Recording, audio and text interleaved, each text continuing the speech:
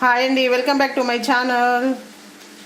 Simple స్టైల్లో వంకాయ curry చేసుకోవడం ఎలా, దానికి కావాల్సినవి నేను ఒక 1/2 kg వంకాయలను తీసుకొని కడిగి కట్ చేసుకొని ఉప్పు నీళ్ళలో పెట్టుకున్నానండి. 2 టమాటాలు, ఒక పెద్ద సైజు ఉల్లిపాయ, ఒక 3 పచ్చిమిర్చి, అల్లం వెల్లుల్లి పేస్ట్. స్టవ్ వెలిగించుకొని బాండి పెట్టి ఒక 2 పావులు ఆయిల్ వేసుకున్నానండి. అందులో జీలకర్ర, ఆవాలు వేసుకున్నాను. ఇప్పుడు ఆయిల్ వేడి కానిద్దాము. వేడయ్యాక చూద్దాము. ఆయిల్ వేడయ్యాక మనం కట్ చేసి పెట్టుకున్న ఉల్లిపాయ ముక్కలు వేసుకుందామండి. ఉల్లిపాయలు, పచ్చిమిర్చి కూడా వేసుకుందాము.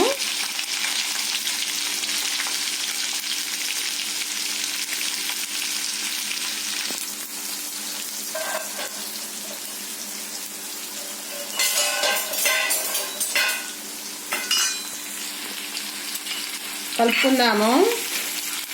సరే, కలుపుకొని మూత పెట్టుకుందామండి. మగ్గాక చూద్దాము. మూత తీసి చూద్దాము. ఇప్పుడు ఇందులోనే ఒక 1/2 టీ స్పూన్ అల్లం వెల్లుల్లి పేస్ట్ వేసుకొని కలుపుకుందాము.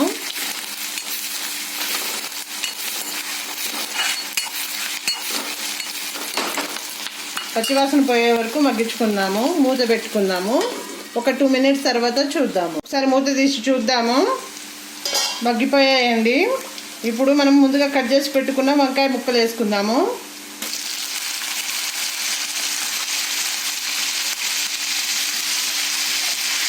ఈ వంకాయలు జొన్న రొట్టెతో కానీ అన్నంతో కానీ చాలా బాగుంటుందండి. తప్పకుండా ట్రై చేయండి.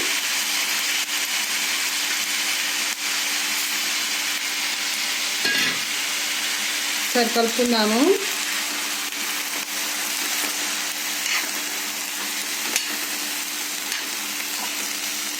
కలుపుకొని మూత పెట్టుకుందాము. ఒకసారి మూత తీసి చూద్దాము. ఇప్పుడు ఇందులోనే సాల్ట్, ఒక 1.5 స్పూన్ సాల్ట్, 1/4 టీ స్పూన్ పసుపు వేసుకొని కలుపుకుందాము.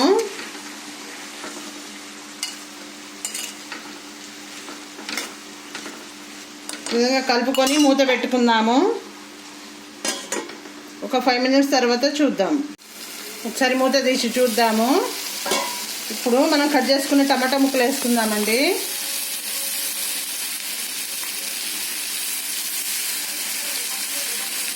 వేసుకొని మూత పెట్టుకుందాము. ఒక 2 minutes తర్వాత చూద్దాం. ఒకసారి మూత తీసి చూద్దాము. కలుపుకుందాము.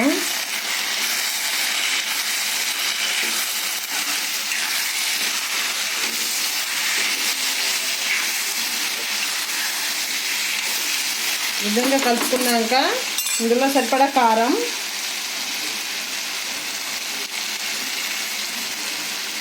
ఒక 1 స్పూన్ కారం, వేయించుకున్న ధనియాల పొడి వేసుకొని కలుపుకుందాము.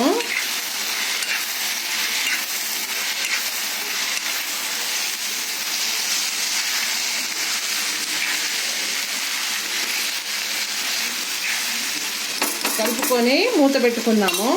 ఒక 2 minutes తర్వాత చూద్దాం. ఒకసారి మూత తీసి చూద్దాము.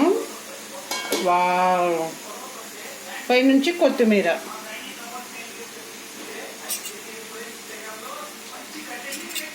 వేసుకొని కలుపుకొని సర్వ్ చేసుకుంటే వేడి వేడి అన్నంతో చాలా బాగుంటుంది.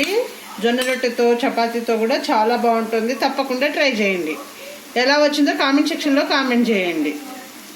అంతేనండి. మా వీడియో కనుక మీకు నచ్చినట్లయితే లైక్ చేయండి, షేర్ చేయండి, సబ్స్క్రైబ్ చేసుకోండి. కిందున్న బెల్ ఐకాన్ ప్రెస్ చేస్తే మా నోటిఫికేషన్లు మీకు వస్తాయి.